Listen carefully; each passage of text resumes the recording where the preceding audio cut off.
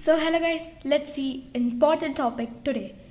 Once you know what is a node, you are ready to answer what happens to the current at a node. KCL, Kirchhoff current law. That means the total current entering equals to total current exiting, leaving the node. See, for example, this is a galvanometer. I current is going. How much current? I current is coming out. So this I is equal to this I. This is about law of conservation of energy, of charge, you can say. Charge, okay. That means the charge cannot disappear or created at a node. If I current is going inside, same I current will come outside. That is the whole point. If for example 5 ampere current is entering, okay, 5 ampere current is here, it is 2 ampere, then rest how much ampere will go? 5 minus 2 is 3 ampere. Okay, now it is splitting into two areas, right? This is called law of conservation of charge, which is Kirchhoff current law. This is the first law, okay. Then we have KVL.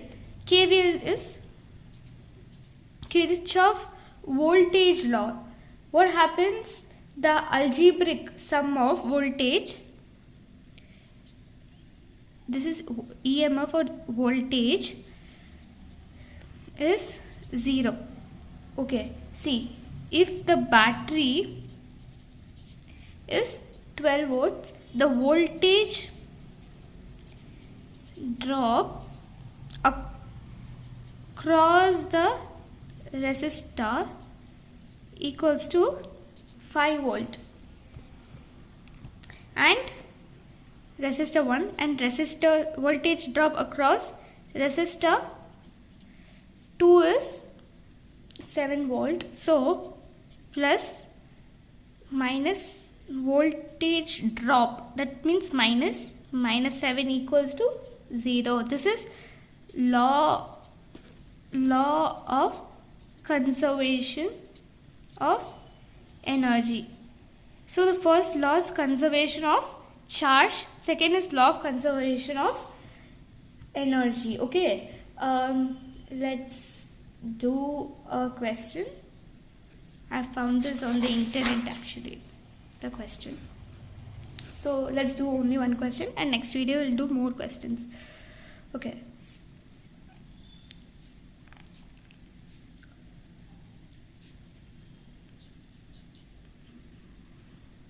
From here, bringing one.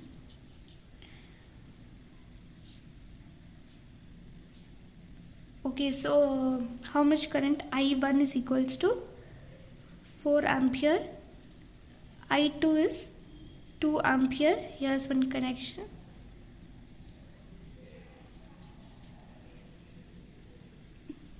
Okay, so that's how you draw. This is voltage connection, and this is 4 ampere current is going. Here it's 2 ampere. Here it's I3. Here it's I6, I4. Here it's I5, which is 1 ampere. Now the question is asking what is I3, what is I6, what is I4. That's all easy. See, first what you do, take from the starting 4 ampere. Here it's splitting to 2. That means how much will go? 2. So I3 is 2 ampere, because if I'm going to add this 2, I'm going to get 4 ampere. That's what Kirchhoff current law. How much is entering, that much is exiting. Here I'm going to split up 2 ampere here, 2 ampere here. So till I3 it's easy, okay. I3 it's easy. Or also you can do for Kirchhoff law, I1 equals to I2 plus I3. I1 is 4 equals to 2 plus I3 equals to 2 ampere. Same only. So 2 ampere. Next, What can we find now? I4. This one you have to find I4. See, now I3 plus I4. This both joined together. How much will I get? I5. This both I4 and I3 joined together. How much I'm going to get? 1 ampere. Right. So I5 equals to I4 plus, see, this branch and this branch together they form only I5 1 ampere, right? And plus I3. I5 is 1, I4 you have to find, plus I3 is 2, I4 is minus 1 ampere. But if they give it, see, current can be negative. Current can be negative because of the directions and all. Current can be negative, but you can write it as standard 1 ampere as an answer. Okay. So I4 you have found out. I3 is done. Now I6. How do you find I6 now? See, this is I1. Now I1 is 4. So I6, this part is going down. I4 down. So I6 and I5 together join 4 ampere. Hope you understand. See, I6 is coming down. I4 how much? 1 ampere. I5 is 1 ampere. I6, this I6 and I5 together form 4 because see, both of them are coming in this direction. So I1 equals to I6 plus I5. What is I6? You have to find now. What is I1?